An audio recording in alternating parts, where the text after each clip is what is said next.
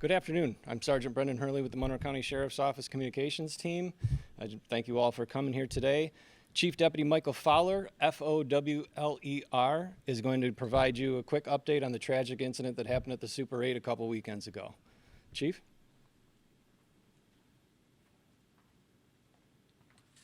Thank you, Sergeant. I want to start by saying that we planned to do this briefing earlier in the week. Sheriff Baxter couldn't be here today. He had planned to do this earlier in the week, but however, the Attorney General's office asked us to delay so that they could continue working with the family before we released some of this information. So we honored that request. That's why this is a little bit delayed. And unfortunately, as I said, Sheriff Baxter couldn't be here today, but he has been working with us all day, and we're going to share this information now. Unfortunately, we can't address many questions. As most of you know, there has been a notice of claim filed, so we will address what we can, but some of your questions we are going to leave unanswered. Look, this is a tragically horrific incident, but it's not like what you see on TV, and it's not like the movies. This is real life, and as we've seen, people's lives are at stake.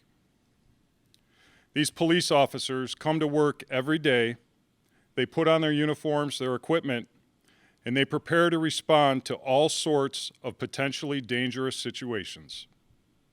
They're trying to assist members of the public. In this case, these deputies had no choice. They had to respond to this call. No one else is going to go handle this call. We are it. We are the only group that's going to be able to respond to this. So they did their job. They went and they tried to address it. Unfortunately, as we saw, this incident has a tragic ending. Mr. Case made a choice. His actions dictated how this incident ended. He had repeated opportunities to put the knife down or stay in the bathroom. I want to share with you now redacted version of the body-worn camera footage from this incident. We're going to show this on the screen, and I'll add some comments after we allow it to play through.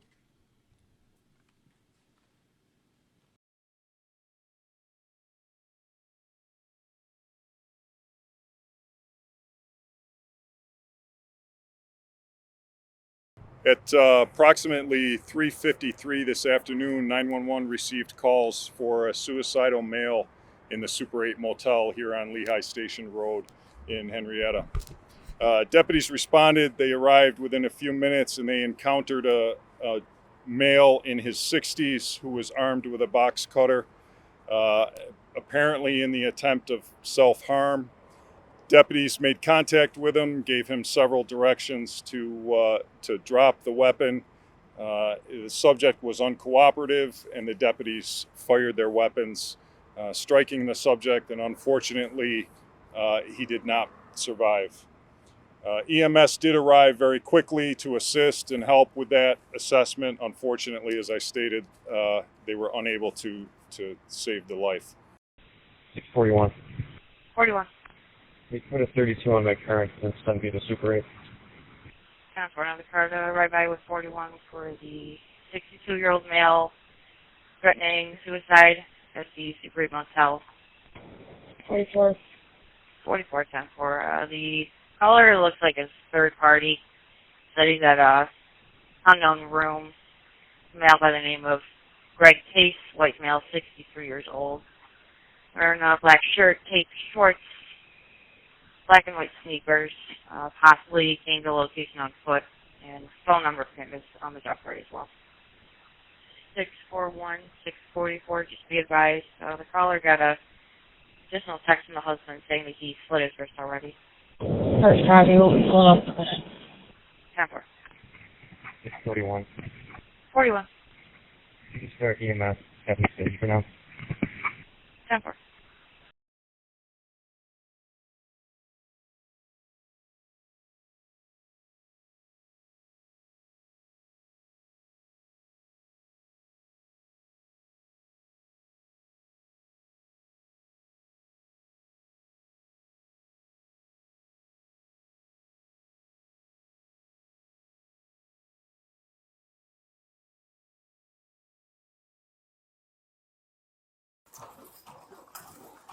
Hello. We're looking for Greg Case. Is he in here? Is it locked? No, I opened it in the bathroom. He have a knife. He has a knife? Yeah. 187. Alright, can you just step back? Sure. It's unlocked? Yes. 87. Hey, Greg. Double report only. Greg. 44. Greg. Yeah. Where are you? Right here. Drop the knife, all right? 44, give us 44, give us the air first. Drop the knife. What? Drop the knife. It's the police. Henry's parents. What? We have a mail knife. Give us the air. Harriet. Greg, don't do this. Stop. Drop it. Drop it, Greg. Drop it! Go back, check. 4-1. Fucking God. 41. Shots fired. Start firing EMS. Have him step it up.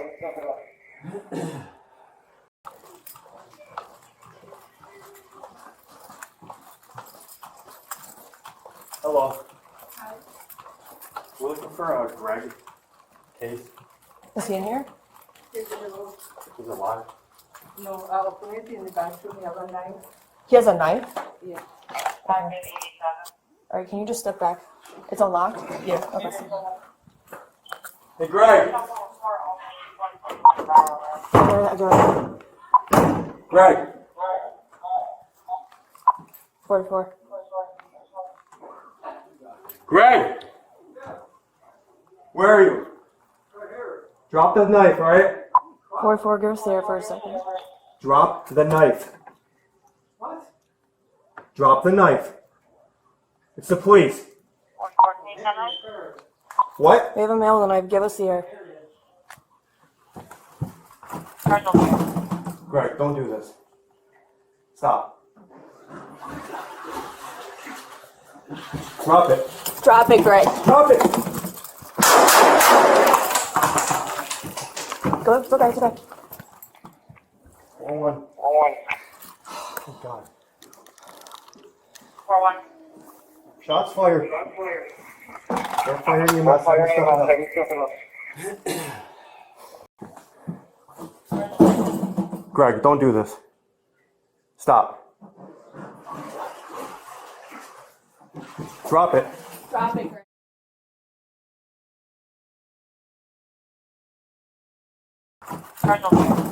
Greg, don't do this. Stop.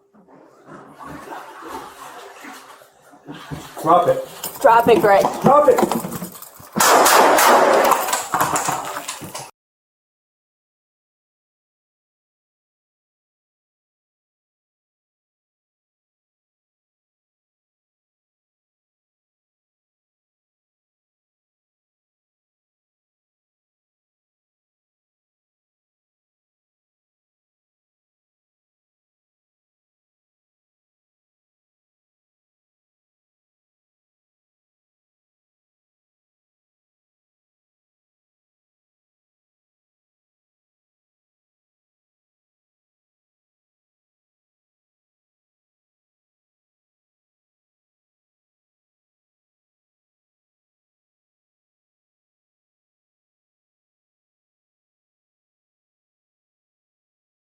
As I stated earlier, this obviously is a horrific, tragic incident.